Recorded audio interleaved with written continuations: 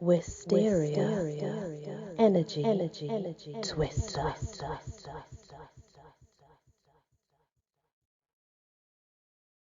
Hello everyone, welcome back to my channel and the continuation of the Fae Folk. We are still on Earth and we're now on the Fidel. This is one of the Fuath. The Fidel may be a kind of fairy or a specific individual fairy, as there is a story that says the Fidel was killed by a human man, who she in turn killed before dying. A seductive being associated with lakes and seducing and drowning men. Though Mackenzie suggests that the Fidel is the living embodiment of the bog grass and water reeds. The idea is certainly supported by a wider actions of seduction and drowning, so therefore she could be some sort of water fairy that dwells in reeds and lakes and such. The Fennabheara. Fennabheara is one of the kings of fairies in Ireland. It's also known as Fennabheara, Fennabheara as well. It's also known as Fennabheara and Fennabheara. His name may mean fair-haired in Old Irish. However, it suggests the name is oblique reference to a summit of the Knoch Midar, or the cairn found there. He is said to be the king of the fairies of Connacht, with his home at Knoch Midar in County Galway.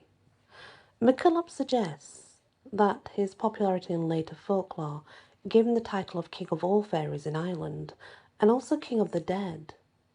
Fennabheara was originally one of the Tuatha De Danann, and is mentioned as such in the Agalma, the Sianloch, and is also said to be a brother to Oengus Mac Indo, and youngest son of Dagda, according to the Outram.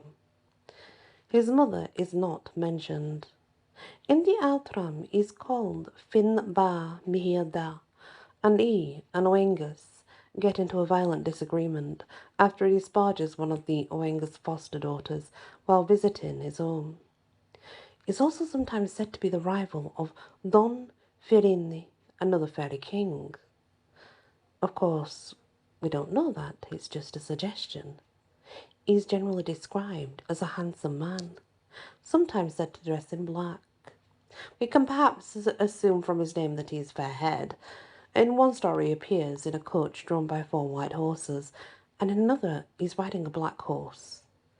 Fennabheara is a strong association with horses in general, and with horse racing in specific. And in one tale, he appeared to aid Lord Hackett by acting as jockey to his horse in a race, before just disappearing. He's apparently a merciful figure. He's well known for abducting people, but also for blessing those he favours. He heals sick women in exchange for food. He's known for rewarding blacksmiths brave enough to try to shoe his 3-legged horse.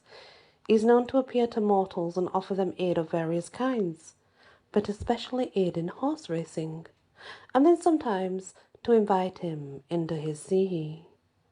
These invitations may be a trap, maybe just a trap for people, but on other occasions the person would be a guest at a feast, often finding the other guests to be dead people they had known previously, and would return safely to mortal earth the next day. The success of crops in Connacht are also thought, in folk belief, to rest on both Fennabheara's presence in the area and his favour. In some folklore the crops bloom when he and the fairies win at hurling against the fairies of rival provinces. In another anecdotal tale, the fairies of Ulster changed the fairies of Connacht, and the two met and fought as clouds in the sky, and it was thought that Fennabheara won because there were no good crops in Connacht that year. Fennabheara is an interesting figure in folklore, and one who has a more complex history than is sometimes appreciated in fairy lore. A member of the Tuatha De Danann and also a fairy king, possibly also a ruler of the dead, known to abduct mortals but also aid them for little, or even no recompense. He bridges the space between mythology and folklore found in myths from the 12th century, and also in modern-day folklore. Those who seek to better understand the way that the Tuatha De Danann have merged with and affected our understanding of fairies can learn a lot by studying the stories of Fennabheara. A Finn folk is next. A particularly Orcadian type of fairy. Finn folk are sea fairies. Yes, they have the human form but can live easily underwater. Renowned for their magical skill, they sometimes travelled among humans of the Orkneys, and the female Finnfolk even sought human husbands in an effort to escape marriage to the unattractive and foul-tempered Finnmen who would force them to work and earn silver. Like other types of fairies, Finnfolk were said to live on a magical otherworldly island, to steal humans, and to be averse to Christianity, which I guess is, well, that happens a lot, right? Christianity comes into it a lot.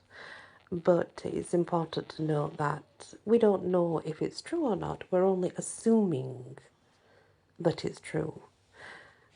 As I've said before, there is much folklore and many speculation around the Fae and the different beings, so we cannot say that it's all fact and it's all precise. We just know that it's fairy lore and folklore.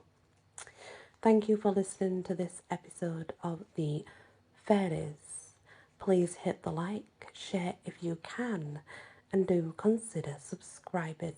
It's all free and it really helps the channel. Many blessings.